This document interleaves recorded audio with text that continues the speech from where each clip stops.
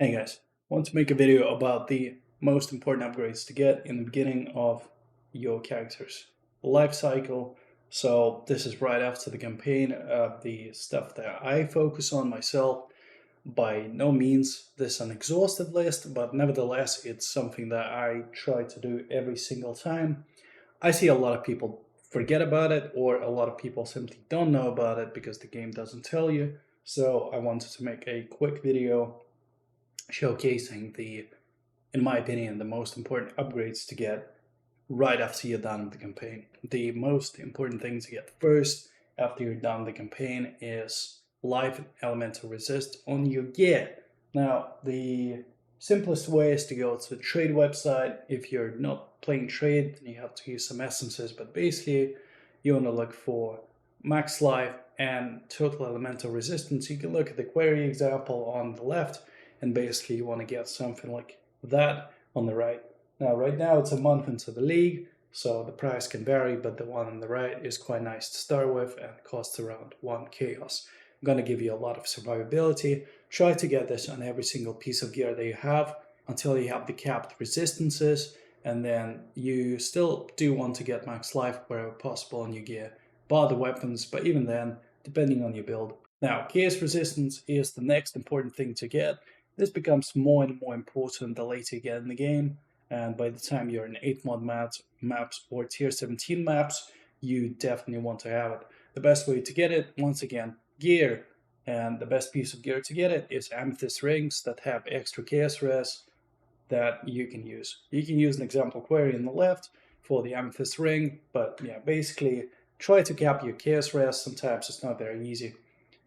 You can also help your chaos risk with the help of amethyst flasks. They give you chaos resistance. Now, the problem with that is if you're using those to cap your chaos res, that means that whenever the flask is not in use, you're going to be uncapped.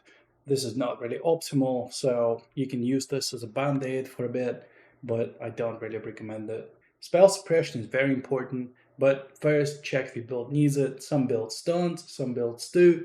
If your build does, where you want to get it is gear. Helmet, body armor, gloves, boots, they all provide spell suppression. So if it's rare, ideally you want to have spell suppress in it unless your build doesn't run it.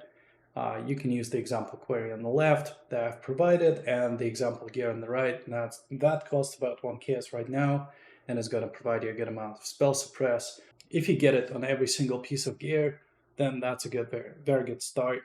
You can get spell suppress as well from the passive skill tree nodes.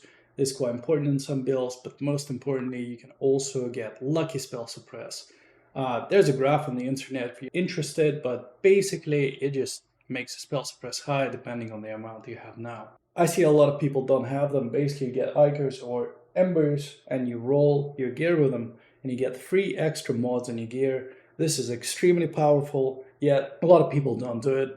Very cheap to roll. You can also get them yourself. Now, as you can see, the mods you get from them are quite strong. For example, here I have the extra spell suppress damage.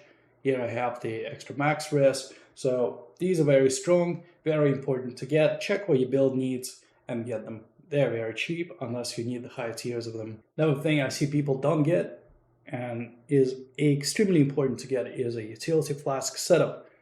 You don't want to run a lot of life flasks and you don't want to run a lot of mana flasks. I see a lot of people with like 2 life flasks and a mana flask.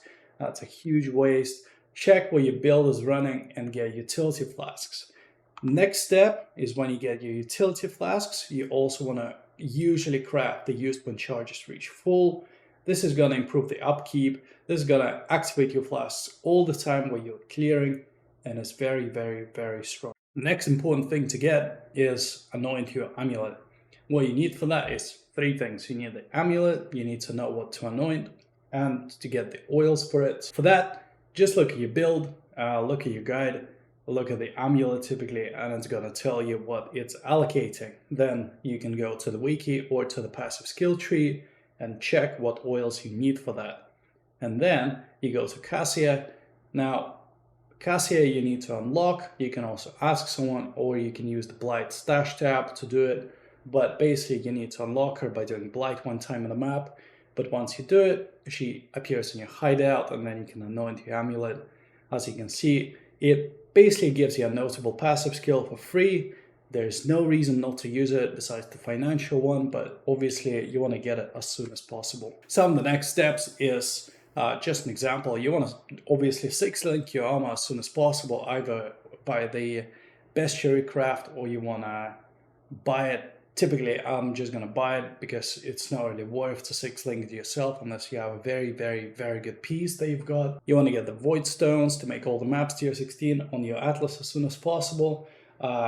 If your build is now bosser build, you can pay for a carry. There's a lot of them in the trade chat, especially at the beginning of the league, or you can ask a friend, or you can do them yourself. The bosses can be a bit rough for some builds.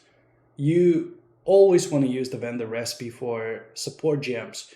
When you sell a level 20 support gem to the vendor with a gem cutter's prism, you get it back, but you get a 20 quality and you get level 1. So this is very strong to level your support gems. There's no need to buy them. There's no need to invest your gem cutter's prism in them. Just use the vendor recipe. Next steps, and then that's when the Path of Building enthusiasm begins, and that's after that, just use maps, have fun. That's typically the point where I start running 8 mods, perhaps go to tier 17, so I try to do those. Thanks for watching, guys.